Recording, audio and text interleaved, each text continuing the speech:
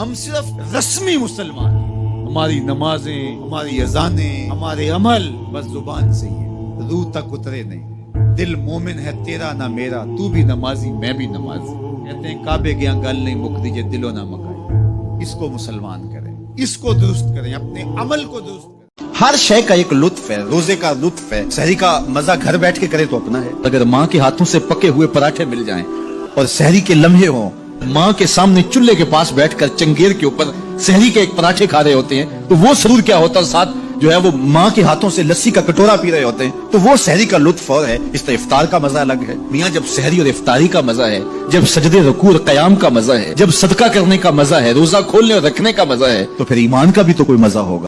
یہ ایک رویہ آپ کو سارے کفار میں ملے گا کہ وہ پیغمبر کا انکار کرنے کے لیے یہ لفظ بولتے ہیں کہ تم چونکہ بشر ہو تو ہم تمہیں نبی ماننے نہیں مان سکتے۔ اگر آپ لوگوں کی میری طرف بھرپور توجہ ہو تو میں آپ کو ایک نکتہ سمجھانا چاہتا ہوں کہ یہ اصل اس کے پیچھے کیا چھپا ہے۔ ذرا دیکھیے، ایک طرف وہ پیغمبر کو اس لیے نہیں مان رہے کہ بشر ہے اس لیے ہم کیوں مانیں، اور دوسری طرف انہی کفار کا رویہ یہ ہے کہ پتھر کی بے جان مورتی کو خدا مان رہے ہیں۔ ماننے پہ آ جائیں تو مٹی کے بنے ہوئے بت کو خدا مان لیں، نہ ماننے پہ آئیں تو خوبصورت انسان کو پیغمبر بھی نہ مانیں۔ یہ رویہ ہے نا ان کا۔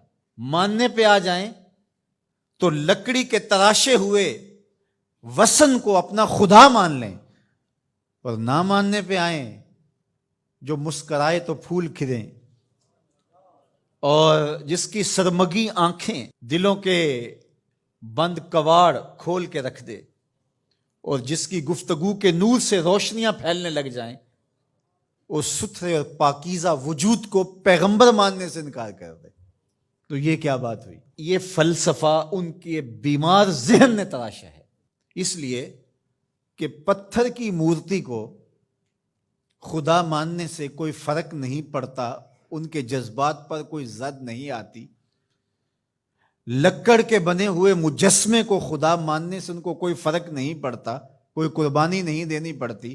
وہ پتھر کی مورتی، وہ آٹے کا بنا ہوا معبود باطل ان کی زندگی میں دخیل نہیں ہوتا، ان کو کسی کام سے روکتا نہیں ہے۔ وہ چوری کریں، وہ ڈاکہ کریں، وہ تکبر میں غرور میں بھرے ہوئے زندگی گزاریں، وہ کسی کا حق غصب کریں، کسی کا گھر لوٹیں، کسی کی عزت پہ حملہ آور ہوں، وہ ان پر کوئی قدغن نہیں لگاتا، اس لیے کہ وہ بے جان مجسمہ ہے۔ اس لیے اس کو ماننے میں ان کے نفس کو کوئی پرابلم نہیں ہے، اس لیے کہ وہ ان کے نفس پر شاک نہیں ہے۔ اور پیغمبر کو ماننے کا مطلب یہ ہے کہ پھر پیغمبر کی ماننا پڑے گی، اور پھر یہ بری عادتیں چھوڑنا پڑیں گی، اس لیے ان کا نفس مانے ہوتا ہے پیغمبر کو ماننے سے۔ اور اگر آپ کی تھوڑی توجہ اور ہو تو میں ایک اور بات کرنا چاہوں گا کہ نانگے شاہ کو اور ملنگ دھڑنگ کو، سوٹا لگانے والے کو لوگ مان لیتے ہیں اور چکر لگاتے ہیں، اور ایک مسجد کے مولوی کے ساتھ وہ عقیدت نہیں رکھتے۔ اس کی کیا وجہ ہے؟ اس لیے کہ یہ خیر اور شر کی بات بتاتا ہے اور وہ کچھ منع نہیں کرتا، وہ بے جان مجسمے کی طرح بس وہاں جا کے چڑھاوا چڑھا دو اور وہاں جا کے نذرانہ دے دو، لہٰذا بیمار ذہنیت اس کو تو مان لے گی لیکن ایک شیخ الحدیث کو نہیں مانے گی، اس لیے کہ یہ اس کی زندگی میں دخیل ہوگا، یہ بتائے گا کہ تم یہاں غلط کر رہے ہو، یہاں تم صحیح کر رہے ہو۔ تو یہ ماننا نہ ماننا انسان کے اپنے نفس کا ہوتا ہے۔ یہ اس لیے ایک طرف تو پتھر کی مورتیوں کو مان رہے ہیں اور ان کو خدا مان رہے ہیں، اور نبیوں کا اس لیے انکار کرتے ہیں کہ تم بشر ہو اس لیے نہیں مان رہے، یعنی ہمارا کرائٹیریا یہ ہے، ہمارا معیار یہ ہے کہ ہم جو ہے وہ کسی بشر کو نبی نہیں مان سکتے۔ تو جب اتنا تمہارا معیار ہے تو پتھر کو خدا کیوں مان رہے ہو؟ مٹی کے مجسمے اور مادو کو خدا کیوں مان رہے ہو؟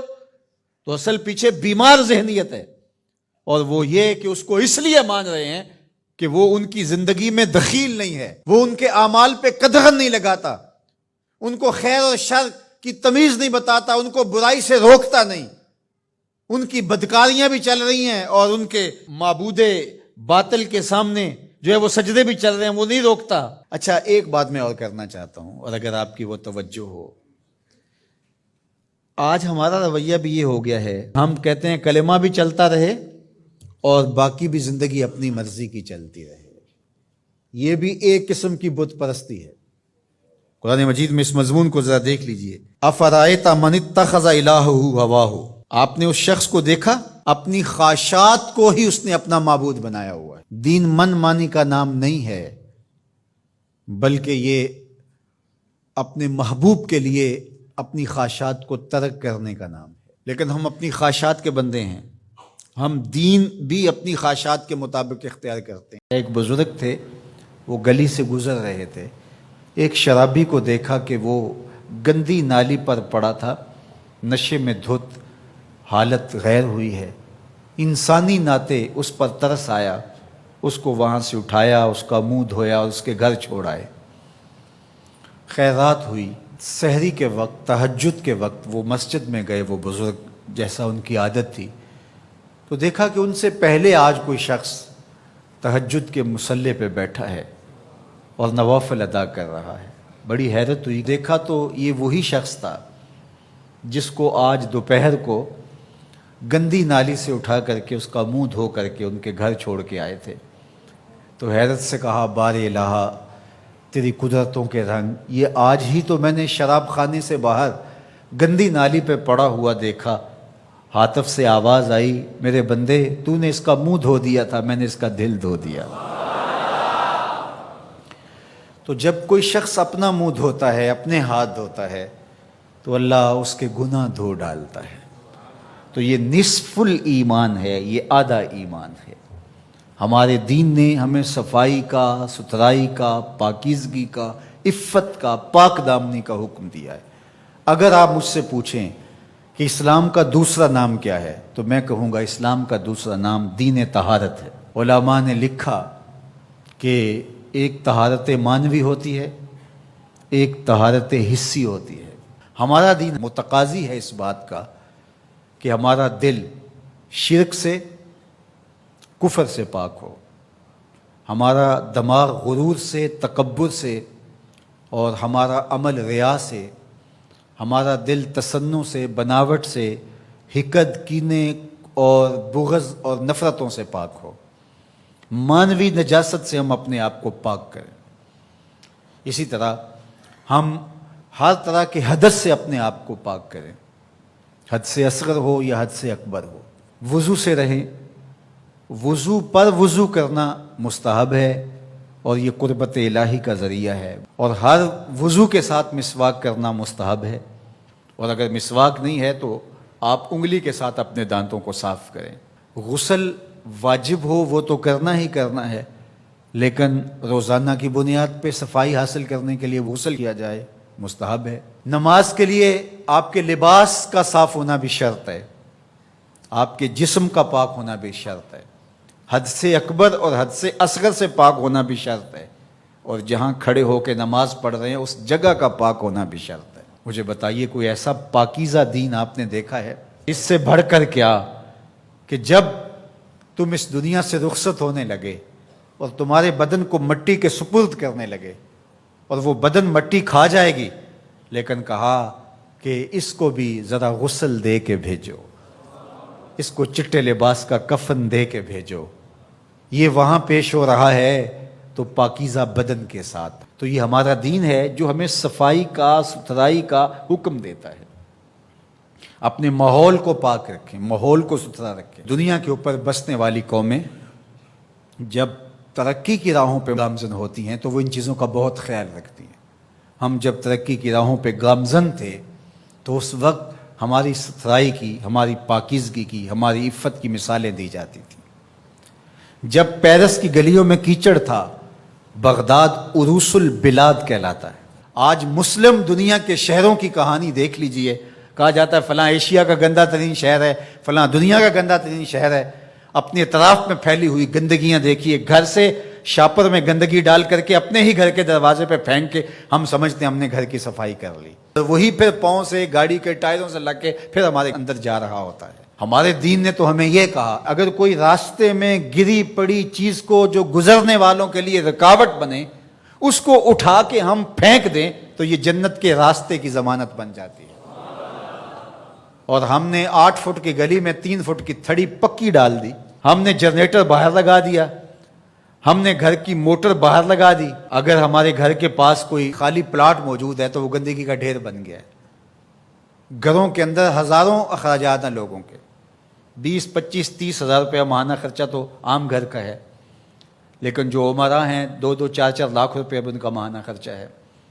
تو جہاں اتنا خرچہ ہر بندہ اپنے گھر میں کر رہا ہے تو صرف 1 ہزار روپیہ ڈال کر کے اپنی گلی کی صفائی کا اہتمام نہیں کر سکتا، اپنے چھوٹے سے محلے کی صفائی کا اہتمام نہیں کر سکتا۔ اگر وہ کر لے تو 1,000 روپے اس کو بجلی کا بل بچ جائے، وہ جو روز دھوتا ہے اپنے گھر کو اور یہی گندگی پاؤں سے لگ کے اندر جا رہی ہوتی ہے، اگر محلہ صاف ہوگا تو یہ نہیں جائے گی، اس کا اپنا فائدہ ہے، اس کا 1,000 روپیہ پھر بھی بچ جائے گا۔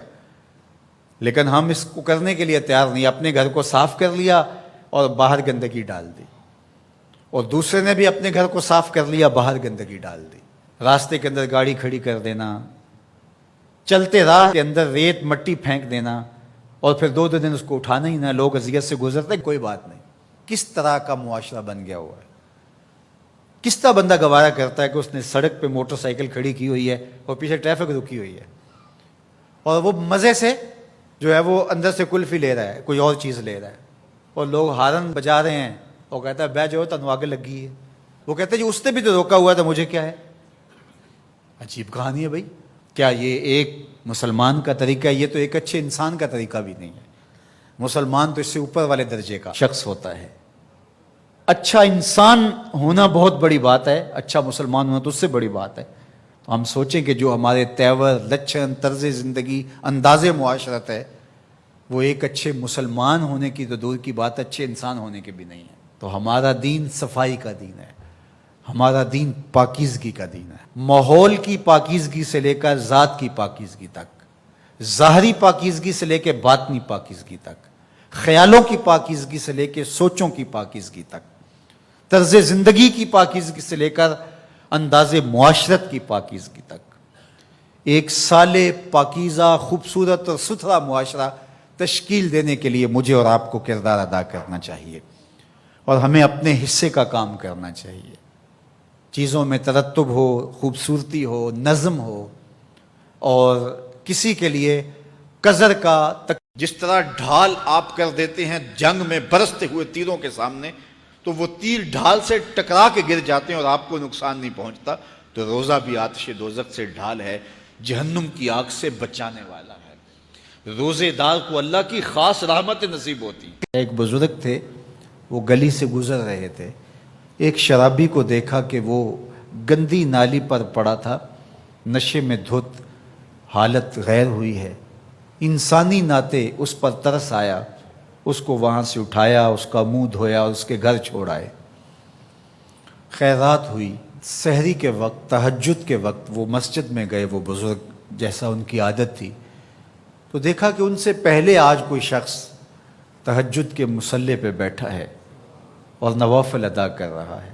بڑی حیرت ہوئی، دیکھا تو یہ وہی شخص تھا جس کو آج دوپہر کو گندی نالی سے اٹھا کر کے اس کا منہ دھو کر کے ان کے گھر چھوڑ کے آئے تھے۔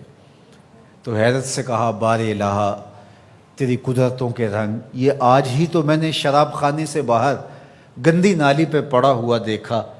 ہاتف سے آواز آئی، میرے بندے تو نے اس کا منہ دھو دیا تھا، میں نے اس کا دل دھو دیا۔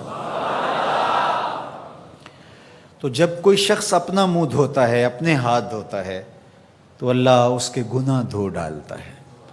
تو یہ نصف الایمان ہے، یہ آدھا ایمان ہے۔ ہمارے دین نے ہمیں صفائی کا، ستھرائی کا، پاکیزگی کا، عفت کا، پاک دامنی کا حکم دیا ہے۔ اگر آپ مجھ سے پوچھیں کہ اسلام کا دوسرا نام کیا ہے، تو میں کہوں گا اسلام کا دوسرا نام دین طہارت ہے۔ علماء نے لکھا کہ ایک طہارت معنوی ہوتی ہے، ایک طہارت حسی ہوتی ہے۔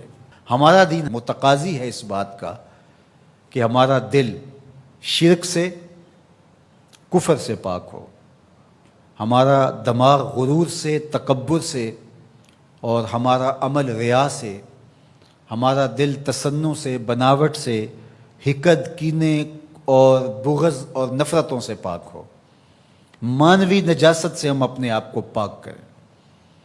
اسی طرح ہم ہر طرح کے حدث سے اپنے آپ کو پاک کریں، حد سے اصغر ہو یا حد سے اکبر ہو۔ وضو سے رہیں، وضو پر وضو کرنا مستحب ہے اور یہ قربت الہی کا ذریعہ ہے، اور ہر وضو کے ساتھ مسواک کرنا مستحب ہے، اور اگر مسواک نہیں ہے تو آپ انگلی کے ساتھ اپنے دانتوں کو صاف کریں۔ غسل واجب ہو وہ تو کرنا ہی کرنا ہے، لیکن روزانہ کی بنیاد پہ صفائی حاصل کرنے کے لیے غسل کیا جائے مستحب ہے۔ نماز کے لیے آپ کے لباس کا صاف ہونا بھی شرط ہے، آپ کے جسم کا پاک ہونا بھی شرط ہے، حد سے اکبر اور حد سے اصغر سے پاک ہونا بھی شرط ہے، اور جہاں کھڑے ہو کے نماز پڑھ رہے ہیں اس جگہ کا پاک ہونا بھی شرط ہے۔ مجھے بتائیے کوئی ایسا پاکیزہ دین آپ نے دیکھا ہے؟ اس سے بڑھ کر کیا کہ جب تم اس دنیا سے رخصت ہونے لگے اور تمہارے بدن کو مٹی کے سپرد کرنے لگے، اور وہ بدن مٹی کھا جائے گی، لیکن کہا کہ اس کو بھی ذرا غسل دے کے بھیجو، اس کو چٹے لباس کا کفن دے کے بھیجو۔ یہ وہاں پیش ہو رہا ہے تو پاکیزہ بدن کے ساتھ۔ تو یہ ہمارا دین ہے جو ہمیں صفائی کا، ستھرائی کا حکم دیتا ہے۔ اپنے ماحول کو پاک رکھیں، ماحول کو ستھرا رکھیں۔ دنیا کے اوپر بسنے والی قومیں جب ترقی کی راہوں پہ گامزن ہوتی ہیں تو وہ ان چیزوں کا بہت خیال رکھتی ہیں۔ ہم جب ترقی کی راہوں پہ گامزن تھے تو اس وقت ہماری ستھرائی کی، ہماری پاکیزگی کی، ہماری عفت کی مثالیں دی جاتی تھیں۔ جب پیرس کی گلیوں میں کیچڑ تھا، بغداد عروس البلاد کہلاتا ہے۔ آج مسلم دنیا کے شہروں کی کہانی دیکھ لیجئے، کہا جاتا ہے فلاں ایشیا کا گندہ ترین شہر ہے، فلاں دنیا کا گندہ ترین شہر ہے۔ اپنے اطراف میں پھیلی ہوئی گندگیاں دیکھیے، گھر سے شاپر میں گندگی ڈال کر کے اپنے ہی گھر کے دروازے پہ پھینک کے ہم سمجھتے ہیں ہم نے گھر کی صفائی کر لی، وہی پھر پاؤں سے، گاڑی کے ٹائروں سے لگ کے پھر ہمارے اندر جا رہا ہوتا ہے۔ ہمارے دین نے تو ہمیں یہ کہا، اگر کوئی راستے میں گری پڑی چیز کو جو گزرنے والوں کے لیے رکاوٹ بنے، اس کو اٹھا کے ہم پھینک دیں تو یہ جنت کے راستے کی ضمانت بن جاتی ہے۔ اور ہم نے 8 فٹ کی گلی میں 3 فٹ کی تھڑی پکی ڈال دی، ہم نے جنریٹر باہر لگا دیا، ہم نے گھر کی موٹر باہر لگا دی۔ اگر ہمارے گھر کے پاس کوئی خالی پلاٹ موجود ہے تو وہ گندگی کا ڈھیر بن گیا ہے۔ گھروں کے اندر ہزاروں اخراجات ہیں لوگوں کے، 20، 25، 30 ہزار روپیہ ماہانہ خرچہ تو عام گھر کا ہے، لیکن جو عمرہ ہیں 2-2، 4-4 لاکھ روپے اب ان کا ماہانہ خرچہ ہے۔ تو جہاں اتنا خرچہ ہر بندہ اپنے گھر میں کر رہا ہے، تو صرف 1-1 ہزار روپیہ ڈال کر کے اپنی گلی کی صفائی کا اہتمام نہیں کر سکتا، اپنے چھوٹے سے محلے کی صفائی کا اہتمام نہیں کر سکتا۔ اگر وہ کر لے تو 1,000 روپے اس کو بجلی کا بل بچ جائے، وہ جو روز دھوتا ہے اپنے گھر کو اور یہی گندگی پاؤں سے لگ کے اندر جا رہی ہوتی ہے، اگر محلہ صاف ہوگا تو یہ نہیں جائے گی، اس کا اپنا فائدہ ہے، اس کا 1,000 روپیہ پھر بھی بچ جائے گا۔ لیکن ہم اس کو کرنے کے لیے تیار نہیں، اپنے گھر کو صاف کر لیا اور باہر گندگی ڈال دی، اور دوسرے نے بھی اپنے گھر کو صاف کر لیا، باہر گندگی ڈال دی۔ راستے کے اندر گاڑی کھڑی کر دینا، چلتے راہ کے اندر ریت مٹی پھینک دینا، اور پھر 2 دن اس کو اٹھانا ہی نہ، لوگ اذیت سے گزرتے، کوئی بات نہیں۔ کس طرح کا معاشرہ بن گیا ہوا ہے؟ کس طرح بندہ گوارا کرتا ہے کہ اس نے سڑک پہ موٹر سائیکل کھڑی کی ہوئی ہے اور پیچھے ٹریفک رکی ہوئی ہے، اور وہ مزے سے جو ہے وہ اندر سے کلفی لے رہا ہے، کوئی اور چیز لے رہا ہے، اور لوگ ہارن بجا رہے ہیں، وہ کہتا ہے بے جو تنو آگے لگی ہے، وہ کہتے ہیں جی اس نے بھی تو روکا ہوا تھا، مجھے کیا ہے؟ عجیب کہانی ہے بھائی۔ کیا یہ ایک مسلمان کا طریقہ ہے؟ یہ تو ایک اچھے انسان کا طریقہ بھی نہیں ہے۔ مسلمان تو اس سے اوپر والے درجے کا شخص ہوتا ہے۔ اچھا انسان ہونا بہت بڑی بات ہے، اچھا مسلمان ہونا تو اس سے بڑی بات ہے۔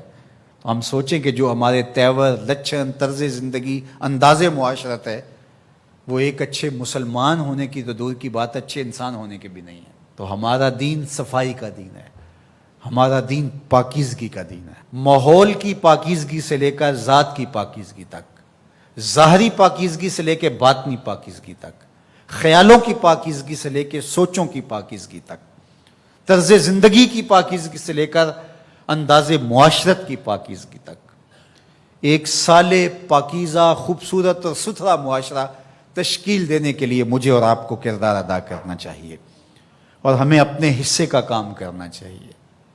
چیزوں میں ترتب ہو، خوبصورتی ہو، نظم ہو، اور کسی کے لیے قذر کا، تکلیف کا، نقصان کا، پریشانی کا سبب اور ذریعہ نہ بنے۔